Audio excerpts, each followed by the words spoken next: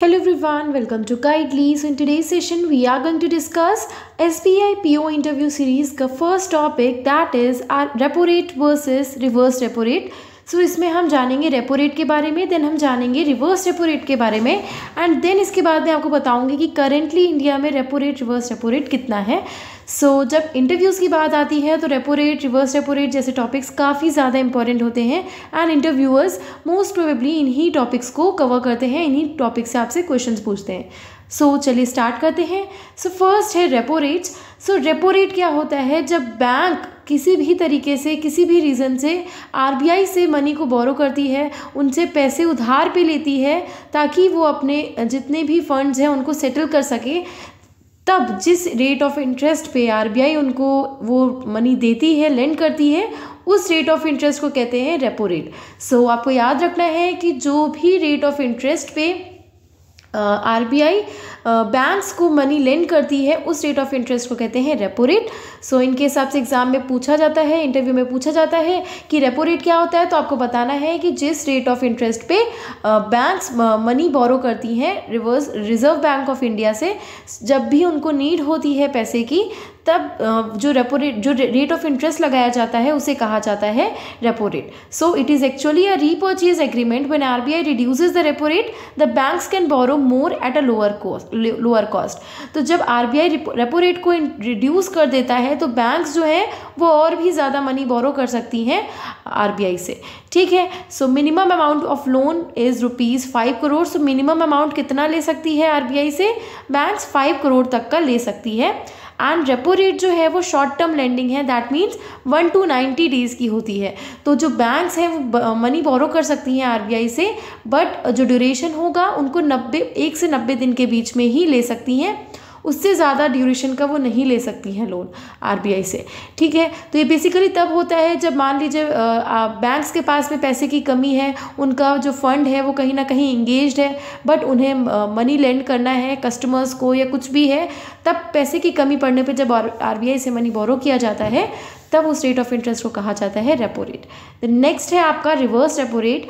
फिर उसके बाद मैं बताऊँगी डिफरेंस क्या होता है. सो रिवर्स रेपो रेट क्या होता है?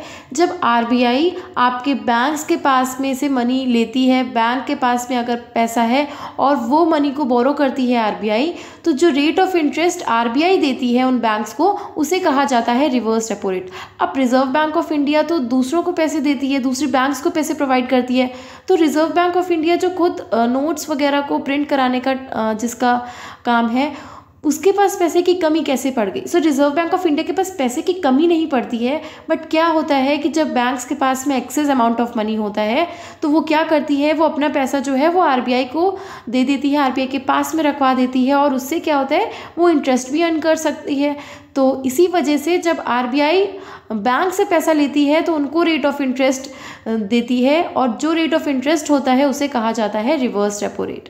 ठीक है. सो ये याद रखिएगा, ये रेपो रेट का जस्ट अपोजिट होता है. जैसे कि रेपो रेट में बैंक्स आरबीआई से मनी बोरो करती थी, वैसे ही यहाँ पे आरबीआई जो है वो बैंक से मनी बोरो करता है, और रेट ऑफ इंटरेस्ट जो कहा जाता है उसे रिवर्स रेपो रेट कहा जाता है.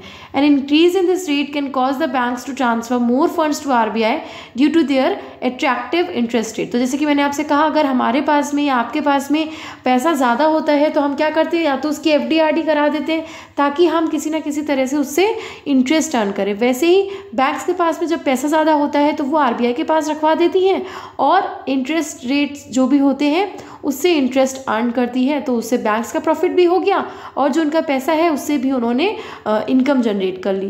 तो ये होता है reverse repo rate. Hence RBI uses this way to draw out excess money from the banks. जैसे मैंने आपसे कहा कि बैंक्स के पास एक्सेस मनी को ड्रॉ आउट करने के लिए आरबीआई जो है वो उनसे पैसा उधार ले लेती है. ठीक है. देन नेक्स्ट बात आती है, अब हमने repo rate reverse repo rate तो जान लिया, बट ये जानते हैं कि हमारी कंट्री में प्रेजेंट में रेपो रेट और रिवर्स रेपो रेट कितना चल रहा है, बिकॉज ये काफ़ी इंपॉर्टेंट है. ये तो आपके एग्जाम में भी पूछ लेते हैं, एंड हो सकता है कि आपके जो इंटरव्यूअर हैं वो आपसे repo rate reverse repo rate पूछने के बाद ये पूछ लें कि प्रेजेंट में कंट्री का रेपो रेट और रिवर्स रेपो रेट कितना है. सो रेपो रेट जो है वो हमारी कंट्री का है 6.25%, जो कि पहले कम था एंड पहले ये 5.90% था एंड 0.35% से बढ़ा दिया गया है एंड अब ये आपका परसेंटेज है 6.25% इन दिसंबर 2022। देन नेक्स्ट है रिवर्स रेपो रेट हमारी कंट्री का कितना है, तो ये रिमेन अनचेंज, यानी कि इसमें कोई भी चेंज नहीं आया है एंड ये 3.35% पहले भी था एंड अभी भी ये 3.35% है। सो ये आपको याद रखना है, काफ़ी इंपॉर्टेंट टॉपिक है एग्जाम के पॉइंट ऑफ व्यू से। सो आई होप ये यूज़फुल रहा होगा सेशन में, जितना अच्छे से एक्सप्लेन कर सकती थी मैंने एक्सप्लेन किया। एंड अगर ये सेशन अच्छा लगा है then do like it, share your reviews in the comment section, ताकि मुझे पता चले कि आपको सेशंस कैसे लग रहे हैं एंड अपने फ्रेंड्स के साथ भी इस सेशन को ज़रूर शेयर कीजिएगा एंड हमारे टेलीग्राम चैनल को भी ज्वाइन कर लीजिए, जहाँ पे आपको अपडेटेड चीज़ें मिलेंगी, PDFs मिलेंगी हमारे करंट अफेयर्स सेशन की एंड आने वाले SBI PO वाले सेशन की भी। ठीक है, so thank you so much.